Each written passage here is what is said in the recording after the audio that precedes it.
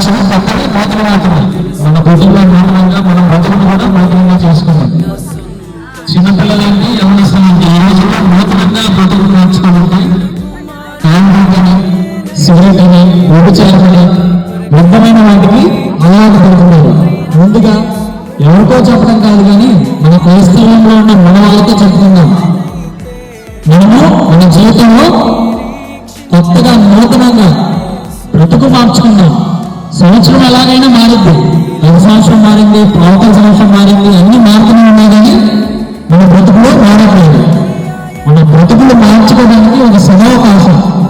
పరిశుద్ధంగా బైబిల్ చదవండి, రోజుకి ఒక అధ్యాయం చదవండి.